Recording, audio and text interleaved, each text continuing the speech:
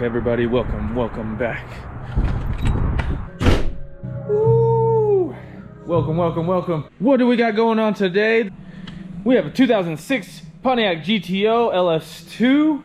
What are we doing to this thing? Unfortunately, with this thing, spun a bearing. Yeah, so what I'm gonna do right now is I talked to the customer and I let him know I spun a bearing. We have some issues with this engine, which is really sad because the 0506s have, a lot of them have this issue because of the oiling. Now, I've kind of covered this subject some time ago, but we're going to revisit it because this is a prime example of why you need to take care of the oiling in this car. Not the customer's fault, he actually bought it this way, but the LS2 engines, and I don't know why it's a little bit more relevant in the 0506 cars, so the LS2 ones, and this also is an issue in the Trailblazer SS cars and or truck. The oil pans on the GTOs in general, you know, under hard load and or launches, it starves the pickup tube of oil. The easy fix for this, there's two ways to fix this, is a upgraded high volume, high pressure pump, oil pump, and or a oil pan baffle that will fix the situation. Unfortunately, he wasn't able to get to it before then, so now I had a friend with a well-known running block is gonna bring it by tomorrow, and I'm gonna swap this whole thing over for him. So I figured I would just show you guys what I'm doing, how to fix it. We're also gonna be doing a cam upgrade, but yeah. So LS2 is going away. We're gonna trade it out for Iron Block 6.0. And we're gonna get him back on the road and back enjoying this car as soon as possible. Now, based on my recommendations, oh, it's in there pretty good. We got the full-on BTR setup, valve springs, new push rod, hardened push rod, 7.4s. Boom. Head gaskets, cam, you know, we want the stage 3 NA cam. Look at that thing. That's what we're gonna put in here, and along with a new engine, I'm also gonna be doing front and rear main seal. Let's see, front and rear main seal. We're also gonna be doing a new slave cylinder. The GTOs, you know, I just did both of those in the GTO, the clutch mount cylinder and slave cylinder. So that kind of stuff tends to die a little bit, unfortunately. So yeah, so we're gonna get this thing all squared away. Eventually, he's gonna throw long tube headers on this, and he'd probably make some more upgrades. But right now, we're focused on getting the engine running super healthy. And yeah, so initially he thought this was a lifter tick, but it's definitely not a lifter tick.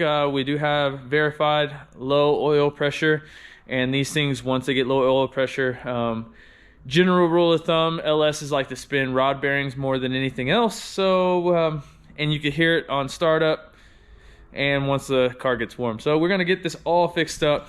Good thing is we have a lot of good components around the car. He has a nice Mishimoto radiator here and all the nice hoses. He has a good cold air intake. Good cam, obviously. The car's in actually really good shape, minus obviously the bearing issue. So we're gonna try to get this taken care of for him as soon as possible.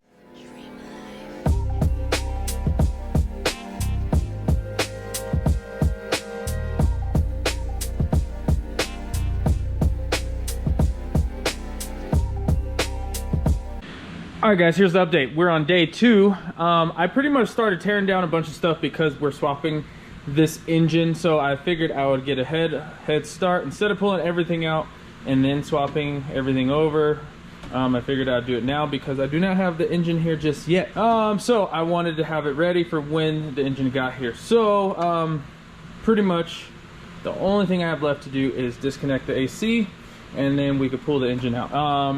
The whole harness, everything is disconnected. Bell housing is unbolted. I just need to support the transmission, and then I'm gonna go ahead and pull this engine out.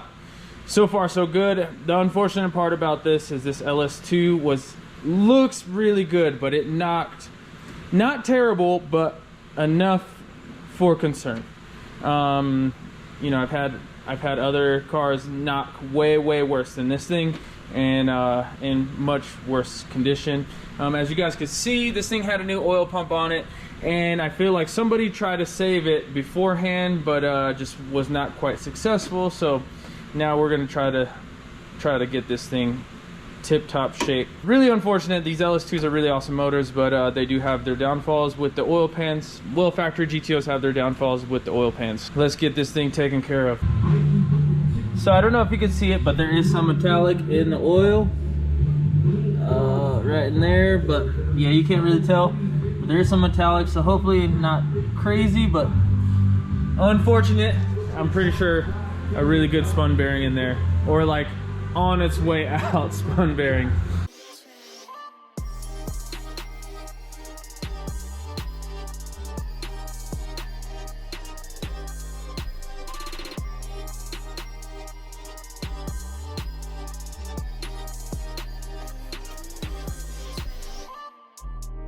We got her out. Yeah, lots and lots of cleaning to do. Clearly this thing had an oil leak.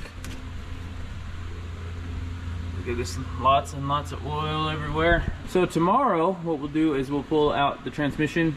I have it supported by a block that I use for other transmissions, but I'll pull the transmission out. All right guys, so I ended up pulling one of the rod bearings out. Rough, sad day. Check these guys out. Rough. So what happened was it actually spun in the rod, and it was stuck to the crank. The crank looks all right, but you know, it's definitely going to be a builder engine. Yeah, I wouldn't reuse these guys at all. Ooh, rough day in the office for sure. But everything else, I mean, it does look like it got heated up some. Everything else looks all right, but you know, cylinder walls are decent. Lifters, everything looks really good, but you know, that one bearing, sad day. So that goes to show you what a good upgraded oil pump does. The improved oil pan baffle and just general maintenance. You need to run these things with a quart extra. I usually run 7.5 on this, especially being a turbo build. I'm also going to be upgrading my oil pump soon, so yeah.